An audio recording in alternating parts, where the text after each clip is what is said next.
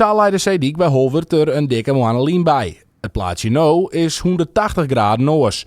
De dijk moest voor 1 oktober, de start van het stormseizoen, weer hermetisch dicht wezen. Best ik wil hut gaan. Ja, want een paar weken geleden om zo maar te zeggen, toen gingen we naar de Iependooi en dan zegt dat we het brakdeel noemen, die heb ik ook lezen op het oude Pleistocene, zongen eigenlijk.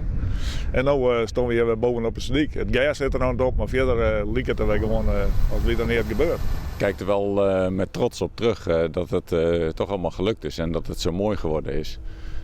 Die dijk, je ziet er niks meer aan. Het iepenhelje van een Zeedijk, daar een vleentuig uithelje en alles weer netjes weer ompleetsen, zou altijd wie. Het wie een project met een soort belutsenen. Omwenners, de Veensje gemeente, provincie, het waterschip en ondernemers. Voor Engberink wie dit ek de eerste put in een Zeedijk. Maar ik denk dat er maar weinig zijn die zomaar een zeedijk en primaire waterkering openhalen om wat werk te doen. En zeker in een kort tijdsbestek wat we hier hadden. Hè? Want hij moest voor 1 oktober moest hij weer dicht en dat is gelukt.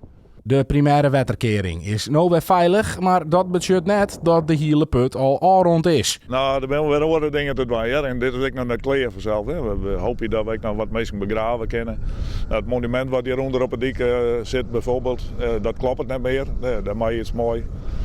De onderdelen, daar ben we nog bezig met een inventarisatie van musea, van wie wil al je wat gaan. Zo zijn er een hele grote dingen die te volgen die ik nog wat terug in. Dus die kijk bijvoorbeeld, we staan op de asfalt, maar een slietlaag kunnen we net meer goed ombrengen, dus dat we dan volgend hier. Dus het is voor het net dat we dit vergeten zijn.